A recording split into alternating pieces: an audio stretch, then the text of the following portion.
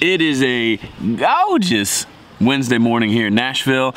Feeling a little better after yesterday's debacle. I promise I won't talk about internet speeds all day today. Started a new thing this weekend. So I work out 3 days a week at Iron Tribe, which is really high intensity, pretty short workouts, but they kill you. But it's only 3 days a week. I can work out a little bit more there, but what I've decided to do is to continue doing the 3 days a week there and then to add in on the off days, running. So Iron Tribe 3 days, run 3 days, take 1 day off. I'm gonna use the Couch to 5K app, which is so my speed. It has me running for like 60 seconds and then walk for 90. And that's it. And then it slowly progresses over 9 weeks to where I should be able to run a full 20 minutes, which is roughly what it takes to run a 5K, which is I think a little over 3 miles. Who knows if I'm gonna stick with this? I think I will. I would love to burn a few extra calories and to get myself in better shape for the work. Anyway, I'm gonna go run now. See ya.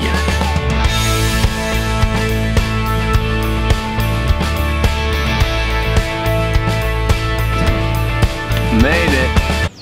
Hang on, the music's still on. Shush, stop playing. I hit pause, stop. Okay, sorry. So I showed you my watch, a little over 2 miles in like 30 minutes. Only because it'll be fun a year from now to go back and look at this video and see how slow and out of shape I was. But that was actually enjoyable. Funny observation from running. I'm running and thinking, okay, this is literally the second time I've run on this program, right? And I'm already thinking about, okay, how am I gonna do this in the winter when it's really cold? Am I gonna have to go to a gym and run on a track? Do I just not run for the winter and just do the other exercises? It's the stupidest thing, and we do that, right? We get into something, we try to think of how it's gonna look in a year when we really just need to make sure we do it like this week, and that's it. Hey there, it's Wednesday. This has been a pretty boring, unproductive day. I had a lot of stuff going on this morning. I had to be out of the house some, and actually the exciting part of the day is Pam and I got new phones. We needed to switch. In keeping with the ongoing saga of me not having access to the internet, our phones, we were with AT&T. Literally, we've been with them for years. I drop calls all day long at my house. It's ridiculous. So we switched companies and they had a promotion, all that.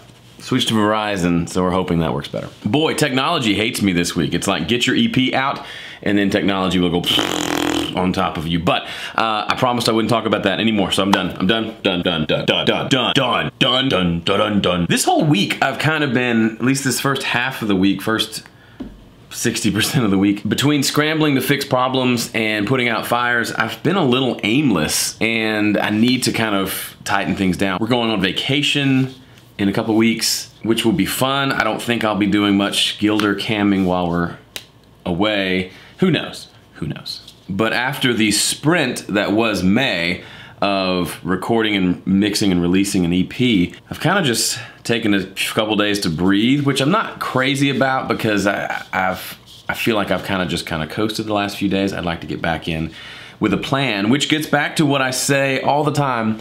Not really having a plan for this week has caused me to fall into planlessness. That's a word, it's not a word. And when you don't have a plan, sometimes you feel like doing all the right things, but sometimes you feel like just kind of chilling and watching YouTube. So it's been a little more of a chill week. I'd like to turn that around and redeem a little bit of this week.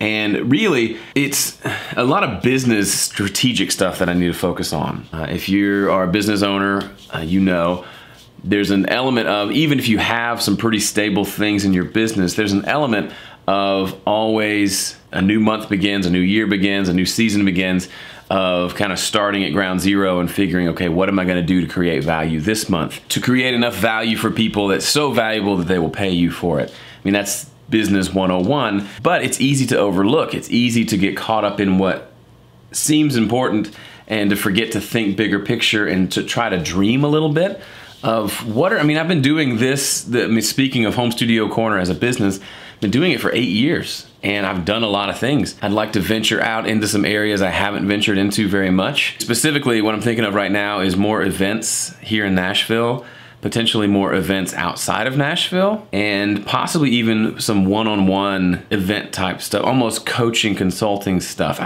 That last one is intriguing to me. I don't know if there's a market for it, but I would imagine if I was starting out and maybe I wanted to go to audio school but I couldn't, but for way less than what it would cost to go to college, I could have someone come to my studio and hang out for a day or two or three or a weekend and really help me hone in my process and my sound and my setup in my studio.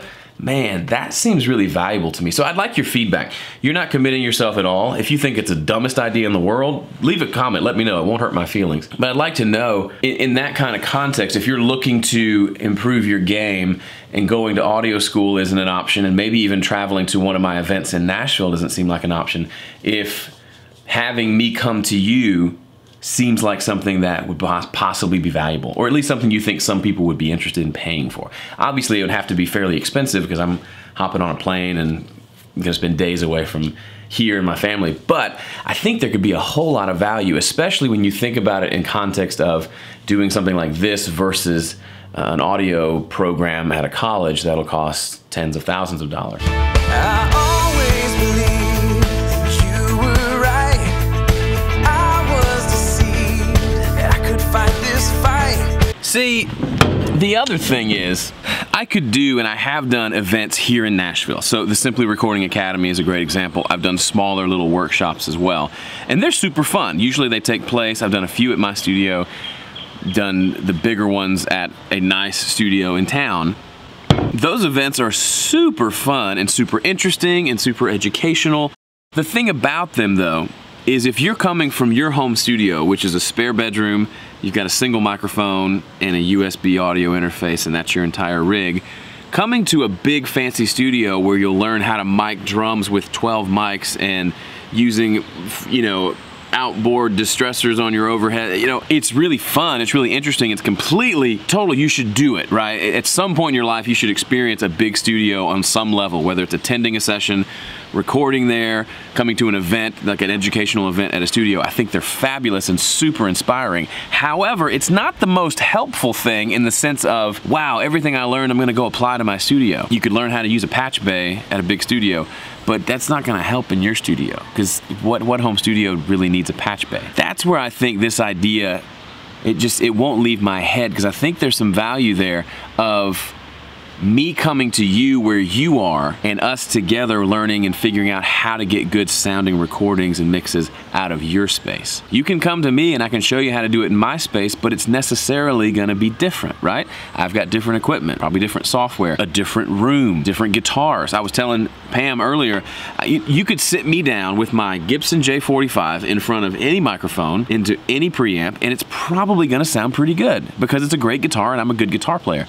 So in a different scenario, if it's a cheaper guitar and that's the best guitar you have, which is completely cool, then we may have to approach that differently. So you coming to me and us doing a guitar class in my studio is gonna be very different than us coming to your studio and using your guitar. So that's just one specific example that's bouncing around in my head, and I'd like your feedback. If you could, leave a comment below. Let me know if that seems like something you'd be interested in, or just thoughts in general on that. I know it's not for everybody, but for the handful of people who want to go way deeper and are willing to spend a little bit of money to get there, you know, to maybe hold off on vacation this year or buying that guitar or buying that nice microphone and instead investing in having me come really sit down with you and make your studio great. Or maybe not make your studio great, that's not what I mean, as much as make a great recording out of your studio, because it's completely possible. That just, it gets me excited. I have lots of thoughts around that, perhaps even doing one for free as kind of a test drive. Okay, I gotta think about it more, but I'd love your, even just right now as you're watching, go ahead and leave a comment. Let me know some thoughts. Okay. It's better this way.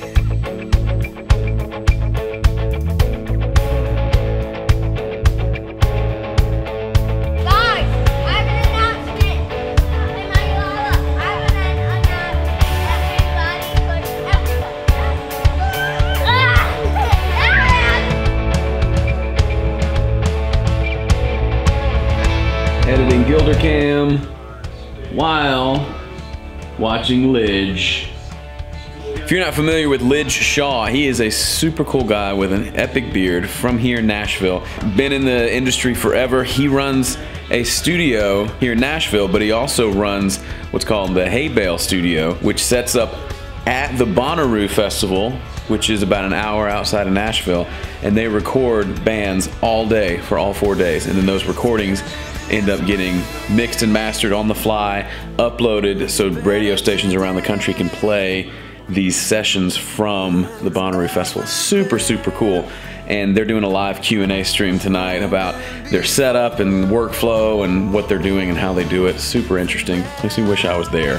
That would be probably an exhausting but a really fun several days of just band after band after band, setting up and tracking live and then moving on to the next one. I could get down with that.